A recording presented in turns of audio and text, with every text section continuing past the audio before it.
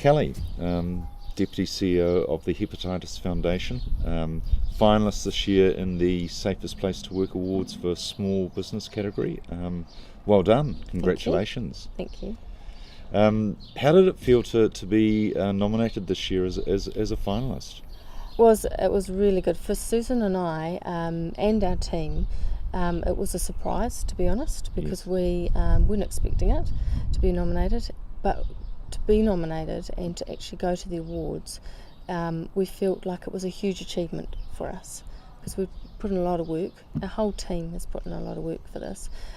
So to be nominated and to get that award was fantastic. So thank you for that. So in terms of the journey that you've been on, from where you were to where you are now, the sort of things you've been focusing on, the things that you've done to lift your health and safety capability, how would you summarise that? We've been very conscious in moving our focus to ensuring our staff understand about what it means to have for health and safety, and keeping safe while they're at work, and making sure that people who come to do business for us are also keeping themselves safe as well when they visit. So that's been our primary focus. We've spent a lot of time having regular meetings with our staff, and including health and safety in every meeting that we conduct, and getting the enthusiasm and the drive to be successful with our health and safety amongst the whole team. So getting them engaged, but also getting them to take on more responsibility for what happens within our organisation. So the responsibility of actually knowing when there's hazards or when there's risks, and letting the correct people know, which is myself, and we deal with it appropriately. How did you get your systems and processes going? We started off with we had an outside person health and safety person come and talk to us, a professional, and to give us to look through what we already had in place. And because of what she found, there was improvements that needed to be made. So we realised that we needed more policies about all the different risks that might happen with our staff, based on the new the update of the Health and Safety Act, Workplace Act.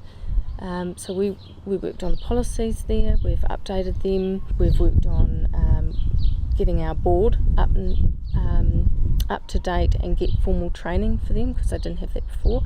So we've done that. And all this has actually not only come from this independent person, but it's also come from this Safe365, because it gives us the modules. We know what areas that are important that we need to cover, and looking at what's included in them was very thorough on everything that we needed to work on, in which it did indicate things that we needed to work on. Plus the little video clips was really interesting as well. It helped us. So due to all of those things, we've now implemented a lot more policies than what we had before. Our Health and Safety Committee, we've formed the committee, which we've had representatives from not only management but from nursing staff, so that we have a full coverage of all our staff, because there are risks with all staff within our organisation, because we've got nurses out in the field, so they have lots of risks to do with them and visiting patients' homes, their vehicles. We've also got office staff, of course, if they go out and about and they don't come back, so we have processes in place for that as well. So you produce monthly board reports? Susan does, but she does have monthly meetings with them. She brings up health and safety with the board members every month, and they've just had formal training provided. The board have had experience of having our different staff, so representatives from nursing and also administrative staff, on what they do in their role, and what risks there is within their role, so that they have that type of insight into what our staff are facing. The board have had a lot more exposure to health and safety since we've come on board. They're more aware of the risks and hazards to our staff while they're out and about or within the office. So Kelly, what are the things that really keep you awake at night when you think about your health and safety and well-being of your staff and the environment you work in? Things that keep me up at night are if I'm on call all the time. Both Susan and I take turns at being on call, but if they decide to go and do a home visit late at night, because now of course it's summertime and it's going to get later, the light outside is getting longer now, that they can go and do home visits at night time. I want to make sure that they're safe. I want them to make sure that they let me know if they are going out late at night to see patients, because it's we try to be flexible with our patients, and if they can only see them late at night because they work all day or they've got two jobs, is it safe for our nurses to be out there visiting patients at that time? I want them to alert me, let me know, and I'm also worrying about whether or not, for me, because I have to be on call all the time, I want to make sure that if I'm doing something that it's out of hours, that I have access to my computer, access to Navman, which is within the nurses' cars. They've got GPS, so I can find out where they are if they get into trouble. They've also got alarms on their phone, bodyguard alarm on their phone, which we've implemented since coming on board with health and safety. So that if they get into trouble, Alarm NZ get in contact with us, so that I could be contacted any time. Yeah. So that what keeps me awake is making sure that they're okay.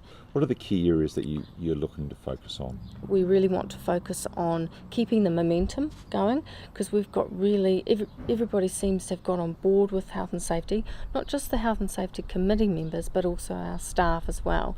We've made it so known, and so we talk about it at every meeting that we have, so that it keeps it going, and we've got all staff are enthusiastic about various elements of health and safety that they bring to me all the time, which shows that they're enthusiastic, they're taking it on board, and I want that to continue, really like that to continue.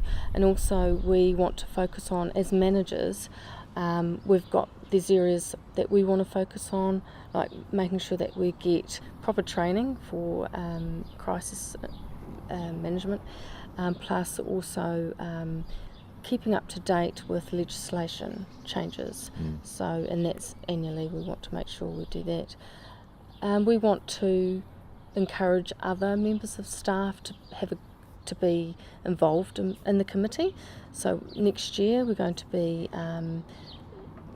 putting it out there for staff to be involved if they want to be, and so we have perhaps a changeover of committee members, because that means everybody gets a chance, and that's what we want, because health and safety for us is very important. So Kelly, thank you for your time today, and congratulations on being a finalist in this year's Safest Place to Work Awards. A real achievement. Over 1,400 businesses were in the awards this year, so it's a real credit to you and the team here in terms of being recognised as a finalist for the hard work you've obviously done in building that capability and the culture that sits around that. So congratulations. Thank you.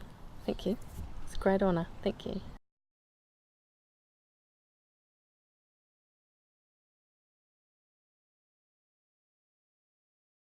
Safe365, intelligent health and safety software for business.